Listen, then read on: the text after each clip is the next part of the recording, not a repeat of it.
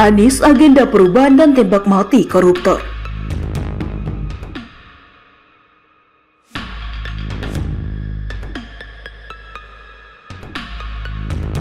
Dia KPK.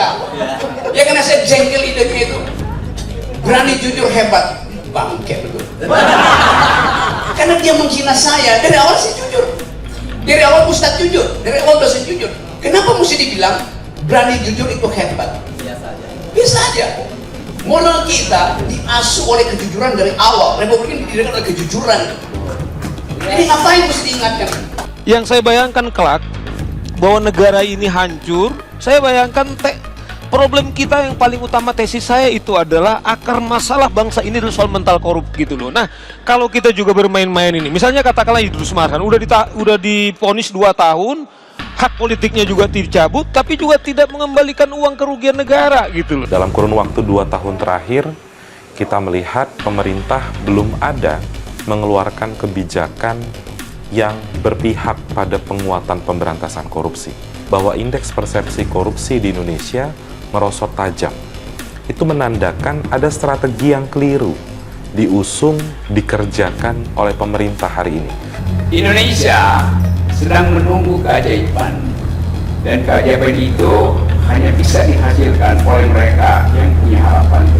Jadi menantilah di dalam kecemasan itu adalah tabiat manusia, tapi memastikan ada perubahan itu adalah panggilan langit. Kondisi politik sekarang ini ya memaksa rakyat untuk menginginkan perubahan, dan itu menurutnya bisa diperoleh hanya dengan mencari sosok pemimpin yang memang memiliki visi perubahan. Ya, ini kan banyak pemirsa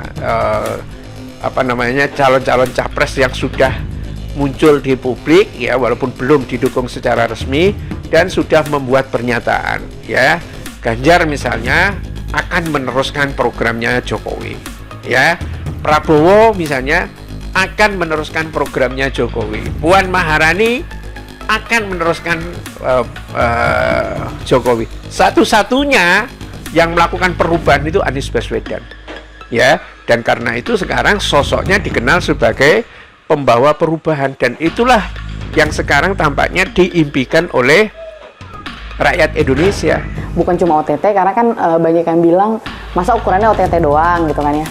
Pengembangannya pun berkurang. Artinya bisa dilihat aku ini penanggung jawab laporan tahunan tahun 2020 itu memang kami agak pusing dan malu begitu ya ketika harus cuma sedikit gitu.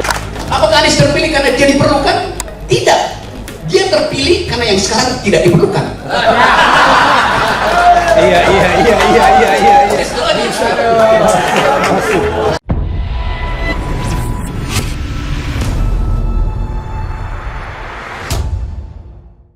Pahala Nenggolan Deputi Pencegahan Komisi Pemberantasan Korupsi atau KPK Republik Indonesia kaget mendengar indeks persepsi korupsi atau IPK kita memburuk dan terburuk sepanjang sejarah, yakni 34. Sebelumnya indeks itu 38, turun 4 poin. Angka 100 adalah angka indeks tertinggi. Dalam rilisnya yang menyebar di berbagai media hari ini, Pahala minta agar dicairkan terobosannya baru untuk memberantas korupsi dan perlu kerjasama semua pihak.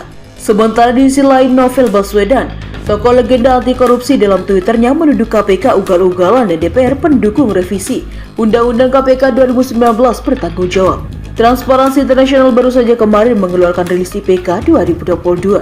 Anies Baswedan yang telah mendapatkan dukungan 3 partai politik dengan mengusung tema perubahan belum merespon bagaimana merajalelanya korupsi ini.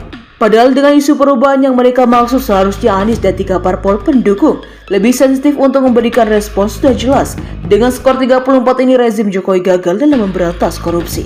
IPK 34 ini sesungguhnya adalah angka yang telah dicapai SBY dengan menaikkan angka indeks dari 20 ke 34 atau 14 poin selama berkuasa. Dengan kembalinya angka ke 34 saat ini, maka kita melihat bahwa era Jokowi telah pula mengembalikan KKN atau korupsi, kolusi dan nepotisme yang ditentang di era Orde Baru dahulu. Nilainya juga jauh dari rata indeks dunia yakni 43 atau indeks Asia Pasifik 45. Indonesia sendiri berada pada posisi buruk di antara negara-negara ASEAN, khususnya jika dibandingkan dengan Singapura, Malaysia, Vietnam, dan Thailand. Mengapa era Jokowi akhirnya gagal berantas korupsi? Pada tulisan saya sebelumnya, 7 tantangan terbesar Indonesia 2023 pemberantasan korupsi. 28 Desember 2022 saya sudah mengungkapkan pemerintahan Jokowi dalam hal ini LBP dan Mahfud MD secara terang-terangan menegasi OTT atau operasi tangkap tangan KPP yang pastinya berakibat pada pelumpuhan kinerja KPK. Mahfud dalam merespon IPK 2022 ini mensinyalir bahwa salah satu faktor penyebab menurunnya indeks adalah akibat perdebatan OTT tersebut. Mahfud mempersoalkan tentang debatnya, sedangkan saya melihat indikasi buruknya apresiasi rezim ini terhadap langkah pemberantasan korupsi. Penilaian atas indikator yang ada bukan soal anti-OTT diungkapkan LBP menjelang akhir tahun 2022. Namun pastinya merupakan rekaman sepanjang tahun tersebut. Berbagai peristiwa besar terkait korupsi tahun 2022 adalah skandal minyak goreng, skandal korupsi Hakim Agung, suap penyuap dalam penerimaan mahasiswa baru Universitas Lampung, korupsi bantuan sosial di pemerintahan daerah Jawa Timur, isu tambang ilegal dan pemilikan dana ilegal oleh institusi negara seperti kasus Sambo, kenaikan harta kekayaan anak-anak Jokowi yang dilaporkan Ubaidillah Badrun ke KPK, penanganan perkara korupsi di pengadilan dan semakin kayanya pejabat negara.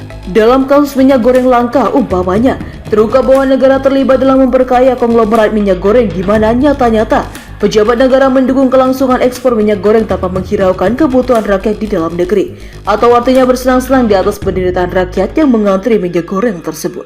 Pemerintah tidak berhasil membongkar mafia dan kartel minyak goreng yang awalnya digembar-gemborkan akan diusut tuntas. Selain itu, dalam kasus korupsi ini, pengadilan nilai terlalu rendah memberikan hukuman terhadap tersangka, malah hakim menilai tidak ada kerugian negara sehingga jaksa melakukan banding.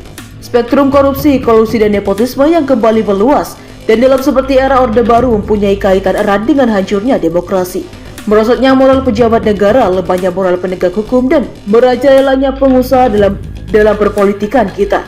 Kaitan demokrasi seperti lemahnya kontrol rakyat atas negara diakui sebagai variabel penting oleh Transparansi Internasional.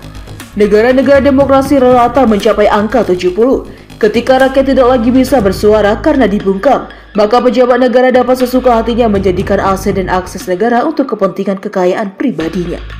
Anies dan tembak mati koruptor. Kembali pada koalisi perubahan yang dipimpin oleh Anies Baswedan. Sesuai namanya, maka perubahan haruslah mempunyai makna substansial ke depan. Platform perjuangan Anies Baswedan dan partai pendukungnya dalam kaitan korupsi harus berani membuat fakta integritas atau komitmen perubahan yang total, yakni berantas korupsi, kolusi, dan nepotisme. Kenapa? Saat ini golongan masyarakat terbagi pada dua kelompok besar yang ingin mempertahankan kekuasaan dalam kepemimpinan Jokowi dan kelompok lainnya yang ingin perubahan. Keinginan perubahan ini sejalan dengan Anies Baswedan dan parpolnya melabelkan diri sebagai agent of change. Ini membuat tuntutan rakyat terhadap Anies dan parpolnya segera merespon isu sensitif ini. Apakah mereka akan bertolak belakang dengan sistem korupsi ataukah berkompromi? Hal ini juga harus dikaitkan dengan adanya peraturan Mahkamah Agung nomor 1 tahun 2022 yang memberikan kemungkinan hukuman terberat bagi koruptor kakap. Untuk itu, koalisi perubahan harus berani menjatuhkan hukuman mati bagi koruptor dalam platform perubahan yang digembar-gemborkan mereka. Jika tidak, maka makna perubahan yang dimaksudkan akan kehilangan relevansi dengan kerinduan rakyat untuk perubahan total itu. Sekarang kita menunggu apakah perubahan akan terjadi, sebab sebagaimana dimaklumi bersama, korupsi itu membuat negara dalam keadaan bahaya, kesabaran rakyat ada batasnya.